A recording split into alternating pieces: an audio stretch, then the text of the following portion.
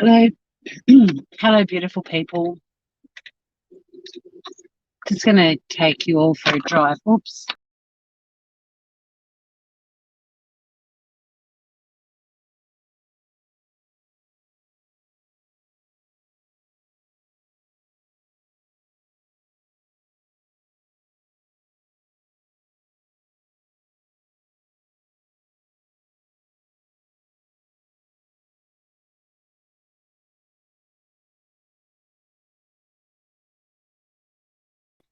Great start.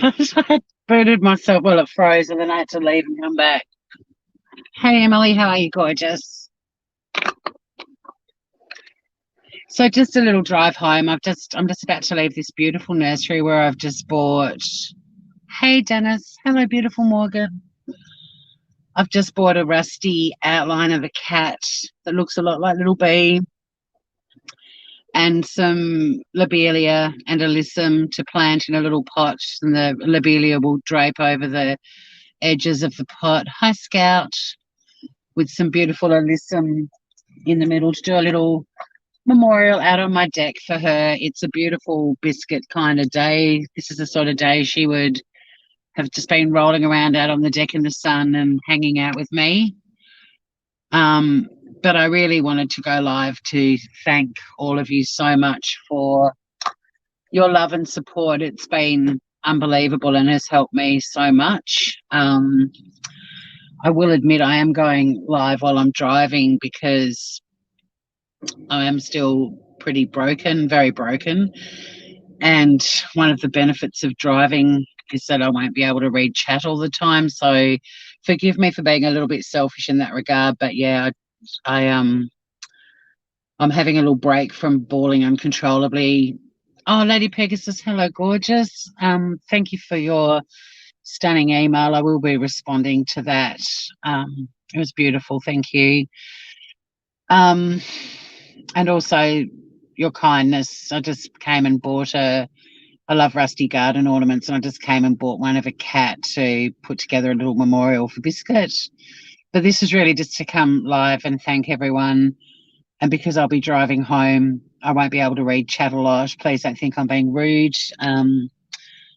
It's just an easy way for me to say thank you and hopefully not start crying and have to end it or pull over or whatever. But I really just wanted to thank everyone for your incredible love and support. Some of you took the time to write such beautiful memories of Biscuit and how much she touched you, and some of you were in the I have no words, and I get that too, neither did I. But thank you for sharing your love for her and how much she touched you. Biscuit and I were in a Pets of Isolation group, and Vicky and I joined very early on. It started in Tassie, and she became a bit of a superstar in there. And I've had messages from people all around the world saying how she helped them through lockdowns or people that are terminally ill and bedridden, just delighting in her antics. People who've lost family members and friends, and how Biscuit would make them smile and helped them through it. Even people just having a blue day and they'd go into that group and see a picture of Biscuit. And I always tried to write a funny caption with it. And I wasn't projecting my personality onto her. It was truly Biscuit stuff. But yeah, she touched people the world over. It's incredible. This little tiny animal on an island in the middle of nowhere had an impact on people around the world. It's a beautiful legacy, and so lovely to see you in here, Lady Pegasus. Thank you for popping in. That's the best.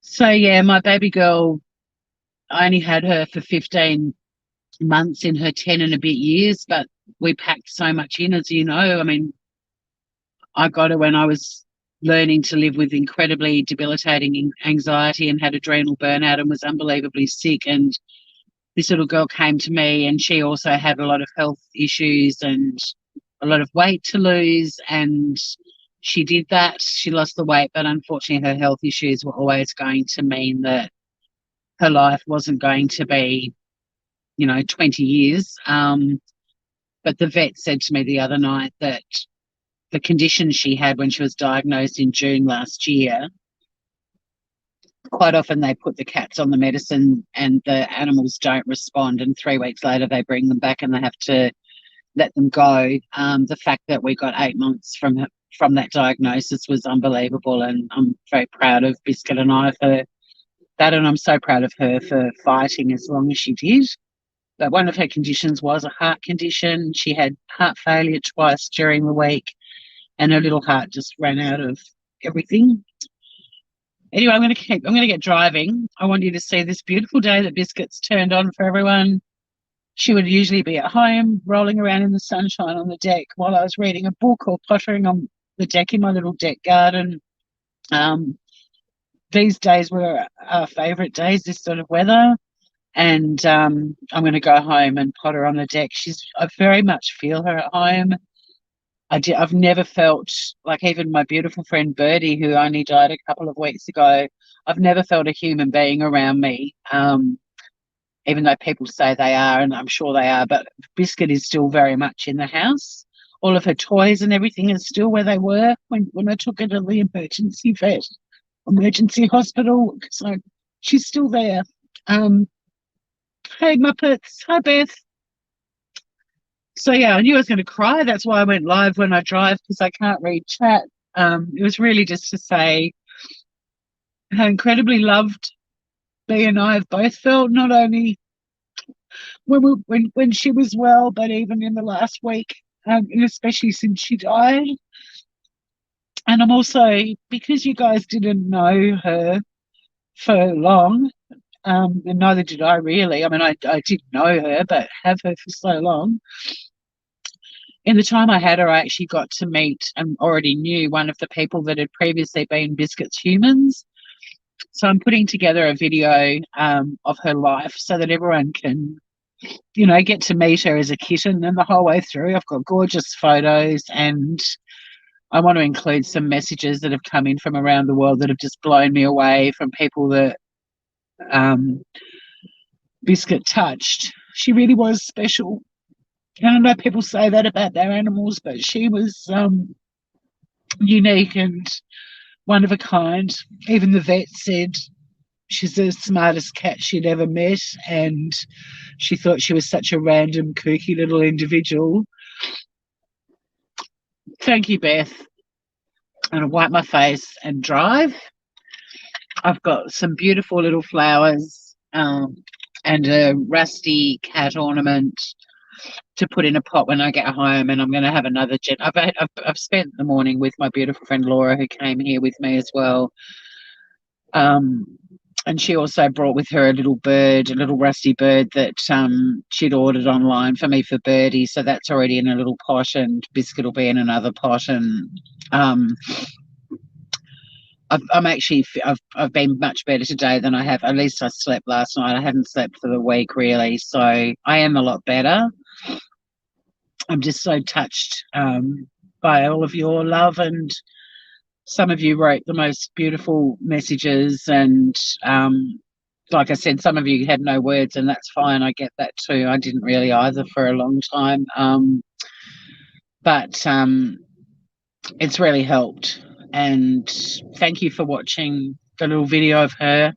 I'm hoping her videos knocked Molly Golightly off as my most watched video. She went viral, my bee. The fact that over 1,000 people have watched that is just, again, further proof of what an amazing impact this little girl had. So thank you for that. I really appreciate it. Deep breath, Tori. Have a little sip of your water.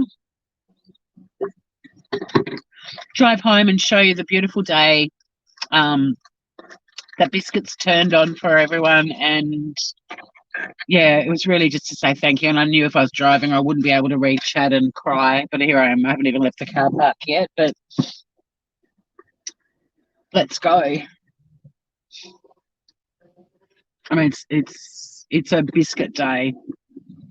It's not too hot so that she wouldn't cope. It's the perfect day for her to be out on the deck, rolling around in the sun, which she loved to do, hanging out with me, getting little bum scratches. She loved smooching up against my feet, which used to gross me out, but she loved it.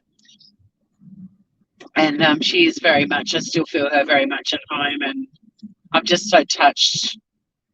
I knew she was special, but it's just blown me away how many people she actually impacted and affected, like in a positive way. It's incredible, really. Um, keep getting a thought that I want something else I want to say, because I know as soon as I get home, I'm actually going to be busting to go to the loo by the time I get home. So it's not going to be a long live. There was something else I wanted to say as well, just in terms of thanks. My house looks like a florist. I couldn't sleep the night she died. I got up at 3 a.m. and sat up doing her video till the sun came up, and it's only the second ever video I've edited, so I was really proud of it. But I tried to have a nap in the afternoon and couldn't sleep, and decided to go for a walk on the beach, and I opened the front door, and my little landing was just covered in bunches of flowers and an orchid, and Laura brought down some beautiful lilies today, and she walked in and she's like, oh, I thought some flowers would be nice to chew up. Our house looks like a florist.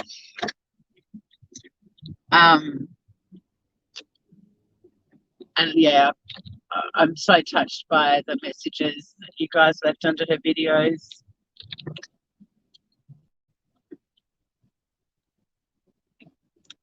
And the people in the Pets of Isolation group have been incredible. And even 10 Lives Cat Centre, where I rescued Biscuit from. I mean, they had her for 11 months. I had her for 15. I mean, she was with 2 other humans for the other years of her life. They were absolutely gutted. I mean, she was the office cat. She won the office cat championship last year. And yet, despite their sadness, because she was very much loved by them, you know, they also sent flowers, which just blew me away, that how thoughtful that was when they were also devastated as well. Even the vet, Mel, was incredible and cried with me and hugged me, and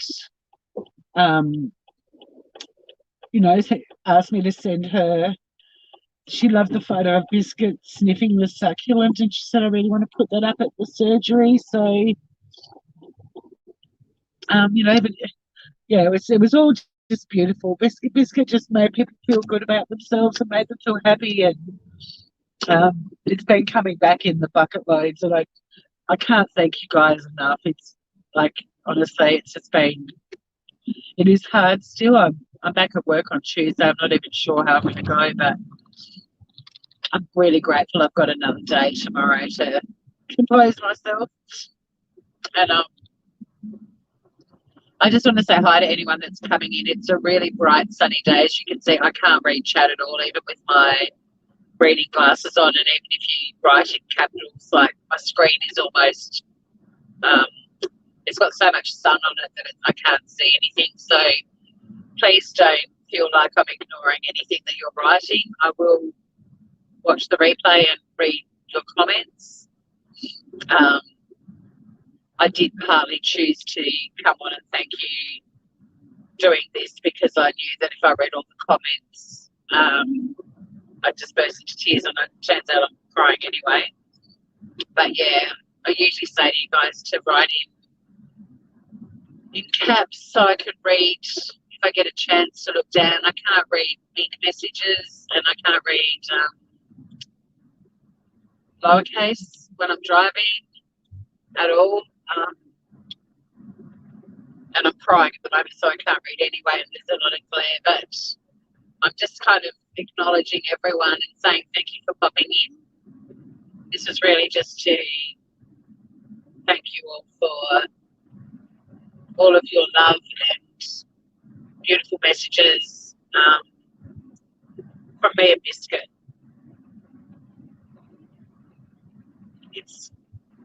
It's really fun that she's gone, and I miss her like crazy. I do feel her around me at home, and like I said, I've never felt that with people that I've lost, even with Birdie, when she was still alive. I said to her, got to find a way to get to me and let me know you're around me. And I've never felt human beings around me at all. But even Laura, when she walked into my house this morning, and my sister the other night, they both felt her there very strongly as well, which is so sweet. I wanted her to be with me at home when her time came. And I asked Mel if it was possible because I just wanted to be on the deck with her. And Mel had patience, and when I got there on Thursday night and saw how distressed she was, I couldn't have left her there and gone home for a few hours and then waited for Mel to arrive. So I just made the decision.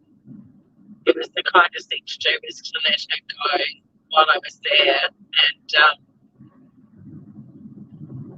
when Mel rang me after work, I went live with you guys and I had to end it because I started bawling. But after I ended that live, while I was driving along the highway, I knew that she was going to die that day. I knew it. It was either she was going to be gone, but before I got there, like when I got there, she'd already gone, or I would be making a decision to let her go. And I was really calm and content with that feeling that swept over me. I wasn't conflicted by it. It just totally felt like the right thing to do. Or it just felt like it was going to happen. I just knew it. And even though I was keen to get an ultrasound happening when she was on the phone with me,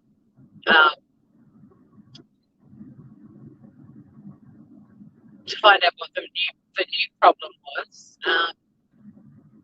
When I got down there and actually saw her and found out what the likelihood would be with the ultrasound, neither option was a good one. And Mel sort of said to me, look, you were keen to get the ultrasound, and I think it's such a hero that, you want to know what the problem is and if we can fix it. And I said, Mel, that was before I saw her, and I can't bear the thought of her even being like this while you do the ultrasound. Like, I'm making my decision now that I can see her, or our decision, because I really feel that she was ready to go as well. I'll tell you what happened when I went in there I'll stop at the beach briefly, but right at the very end, my baby girl still found a way to let me know she loved her, and it was so gorgeous. And I do believe she waited for me to get there, and I'll tell you when I'm not driving.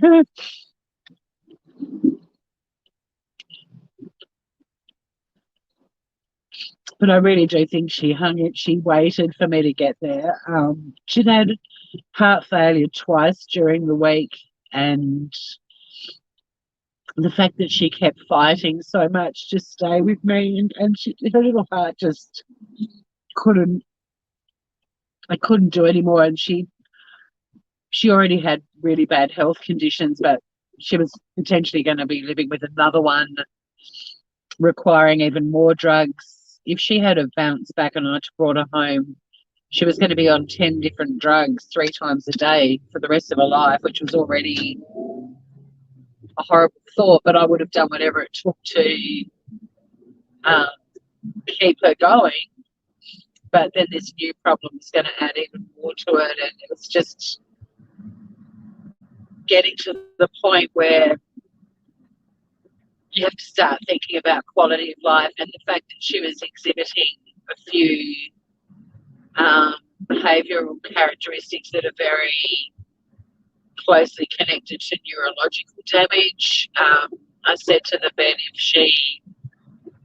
if her liver tests, if she can be treated with drugs and all the rest of it, if she's got neurological damage, what sort of cat said you won't be taking this home, it'll be a very different cat. So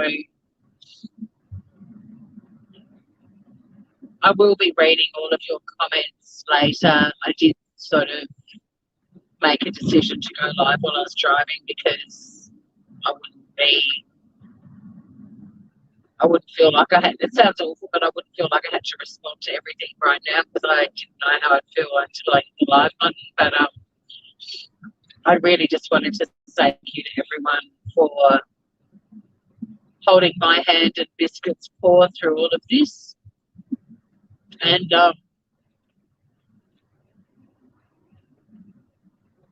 she's touched people all over the world. It just blows me away. And I knew when I rescued her, you know, if you take on a cat that's got health issues and is, you know, she'd only just turned 9 when I rescued her, you know that you're not going to have them for a long time. Like the vet said the other night, you're here for a good time, not a long time. And I took that on, but because we spent every day together for the last 15 months, really, and I've got to admit, I was starting to get stressed about her being on her own when I was at work.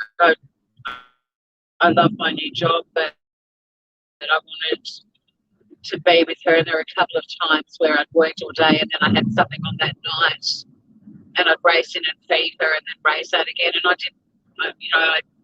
I was realising I was going to have to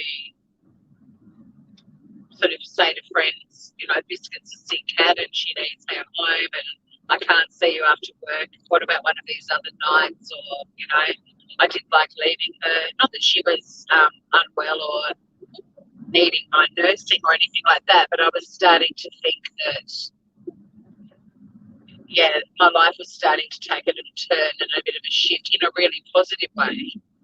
But I was going to always struggle with being excited about my job on one hand, but also being comfortable with her not me being around her as much, because I rescued her when I was really sick and housebound, and that's why we became so close. You know, down the track, if I rescue, and I will rescue another elderly lady, another tabby, because they're my thing. I love the tabbies.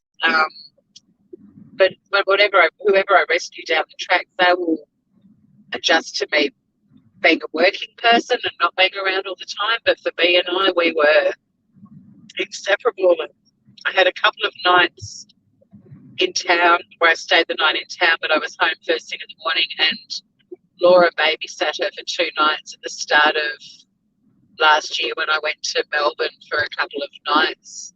But other than that, we were together all the time, and my life was starting to, you know, I was starting to emerge from my shell, and I'm well enough to be working and all of that sort of stuff again. And B didn't like me going off to work. She knew I was going to work because my shoes sounded different on my wooden floors. And she gave me these dirty looks, and it was just like, yeah, it was going to get harder. So I feel like the timing was really lovely. She went way too soon as far as I'm concerned. I wanted her a lot longer, and I know she wanted to stay longer too. But in a way, timing-wise, she kind of got me through the worst of it. She knows I'm going to be okay. She could see that I was starting to get out and about more and not be at home as much, so she knew I was okay. And I think she already knew that I was grieving very deeply for being there, and then my beautiful friend Bertie's death only a few weeks ago. So in a way, it was sort of nice too it sounds weird, but you know, if a few weeks down the track and I was starting to feel better again, and then this happened, it would have been pretty bad. In a way, it's lovely to have them all sort of wrapped in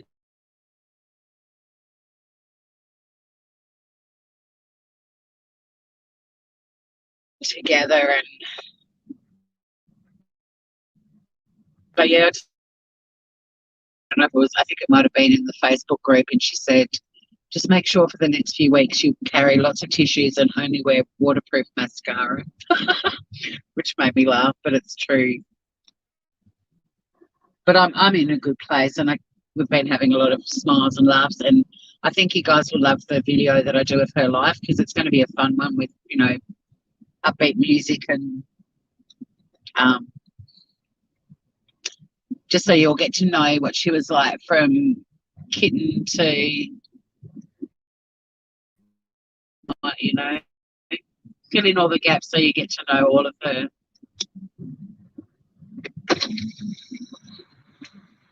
Um, but she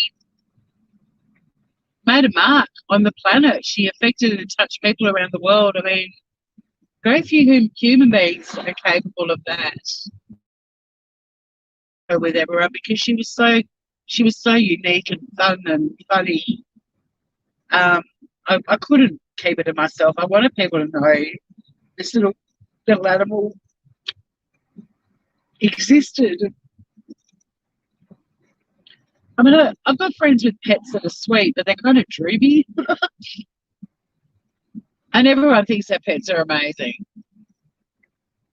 But there was something about her. I mean, she's a mural, like she's a massive mural above a building in the middle of the city near where I live, and people could go and see her mural. A lot of people who live here have messaged to say that, they'll always go and see her mural and just sit quietly and have blow her a kiss and think about her. And I mean, how many people have got cats that are murals?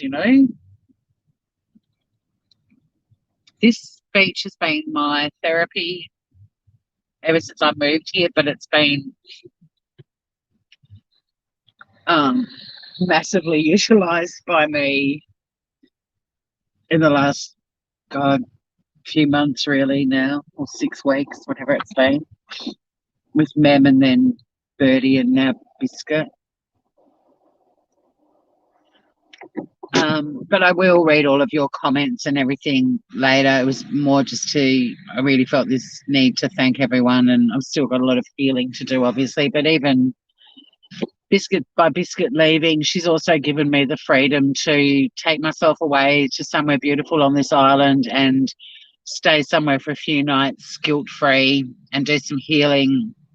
So I've been looking at some health retreats, and someone said to me, but you basically live in a health retreat, and I kind of do, but I actually want to go somewhere where people are going to cook food for me and, help me heal and look after me and let me have downtime and all of that sort of stuff. And I could never leave Biscuit for, when, like I said, I did stay in town a couple of times, and I never felt happy. I wanted to come home as quickly as I could. She was fine. She probably actually had a ball, to be honest. But I can now go away for a few nights and not worry about her. Hey, beautiful Shanna. Thank you for your message. I just went and got bits and pieces from the nursery with Laura, who came down this morning to put together a little memorial for her on my deck, which I'll show everyone and when it's all settled and established. But I'll tell you the little story. I'll tell you 2 stories and then I'm going to log off. But I really just wanted to say thank you, and I thanked everyone in other social media realms. I just wanted to let everyone here know. You guys probably knew her a lot better than a lot of other people too, because you got to see her when I went live. We'll never forget the night that I got up to get a drink and she hopped on my chair and wouldn't let me sit back down on it, so I had to sit on the arm of an armchair behind her with us. So it was me sitting on the armchair, her in the middle, and then me looking at the camera while I was live. I have to find that live. I can't remember which one it was and extract that little bit. But yeah, you guys actually got to see a lot of us. So I really just wanted to say that your messages and all of your kindness and generosity has meant the world. Some of the comments that some of you have put under videos have been so touching about how Biscuit made you feel. You're right, Lady Pegasus. She really did leave her mark in the world for one so small. This beautiful little cat on an island in the middle of nowhere somehow became this global source of joy for so many people. So many. I'm just glad that her video is about to hopefully get rid of me slagging off Molly Golightly in a video. This has always been my most watched video. I'm really hoping Biscuits has overtaken it now. She went viral, my little bee, her video. But it just shows how many people. I mean, I put that video I made of her in a couple of other places and on Instagram and on her Instagram and in the Facebook pet group and on my own page. And yeah, a lot of people have written some lovely messages about that too. So thank you. I don't know how I found the strength to do it, but I couldn't have done it in the last couple of days. But the little story I'll end with, which I think is just the most beautiful and perfect ending, and it was all her again. But when I was there the other night, or when I was driving down, Mel had said to me, when she rang me when I was leaving work, that Biscuit had taken a massive turn for the worse at about lunchtime, and she'd thrown up, and from that point on she was very unwell and incredibly lethargic and just had no energy. She still had her little, one thing she'd been doing at the vets all week, which they thought was so gorgeous, was she always had one of her arms and her paws sticking out through the little cage. It was a big cage, but sticking out through the gate so that they could just give her hand, her paw a little rub or give her a little high five when they walked past, and they loved that. And she was even still doing that even when she was absolutely exhausted, because she just loved that contact. Anyway, I was stuck in traffic, and that drive home that night just felt like the longest hour of my lifetime. And I had, like I said, this feeling swept over me in the car that she was going to die that day. And I got there and I walked into the back of the vet where the surgery is. And as I sort of walked in, I was like, Biscuit, I'm here, hey baby girl. And I came around the corner and she sat bolt upright.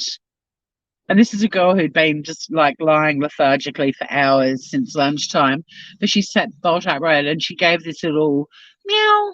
But it sounded exactly like that. It sounded like, yeah, you're here. And then it also sounded like, I'm scared and help me. And also goodbye. Like, it was unbelievably beautiful. And she wasn't a chatty cat. Like, she'd get excited about food and she'd be a bit chatty. But other than that, every now and then she'd make a little kind of noise, but that was it. And Mel was like, oh my God, I can't believe she sat up and did that. And I was like, she's not a vocal cat. And Mel's like, she's saying hi to you. And then after that, she laid down and she didn't even have the energy after that to lift her head up. So I just had my hand with her head in my hand. But I just love that the last thing she did was to let me know she loved me, and she made an effort. And it was so precious, even though she looked so sick and so tiny. She lost 1 kilo in a week. It took me a year for her to lose the 3 kilos to get to her healthy weight. And in a week, she'd lost a whole kilo. She was so little. But how beautiful that she found it. She was so happy to see me and sat up and made that little noise. And it was, honestly, she couldn't have done a cuter thing than that. But there was a definite, I'm scared, and it helped me sound as well. And I knew right then that I was going to let her go. I had to. I couldn't bear the thought of her, the way she looked, being like that for even another 5 minutes. I mean, I chatted with the vet for a while, and I was probably chatted for about 5 or 10 minutes before we let her go. But Mel said to me, do you want to hold her? And I said, no, she hated being held, but she loved head and nose massages. So with her head in my hand, one hand, with my other hand, I just gave her a little head and nose massage while she was let go. And it was very peaceful and very quick. And then right after, Mel was like, see, look at her. She's not breathing with her mouth open and her breathing isn't laboured. And I was like, Mel, that's because she's dead. And we both actually had a laugh. And Mel was like, I can't believe I just said that. Because she said it a couple of times. She's like, look, her breathing isn't so rapid, and it's like, yeah, because she's gone. So we also had a little laugh. But I just really, like I said, thank you for messages that you've put in chat. I will definitely watch it back. And I'm sorry that I haven't addressed any of them. And I'm sorry I haven't addressed or welcomed all of you individually as you've arrived. But I just felt I needed to say thank you, because you have done incredible things just by your messages and emails and some really thoughtful gifts. And I just, yeah, on behalf of Biscuit and me, we just want to say you're all very groovy people, and we love you. And I'll be back. I'll be back soon. And just remember, whenever you're feeling stressed or anxious or worried or sad, just be like Biscuit. Chill out and just be like a beautiful little bee. But I love you guys so much, and I appreciate everything you've done. And yeah, be like Biscuit. I love you all.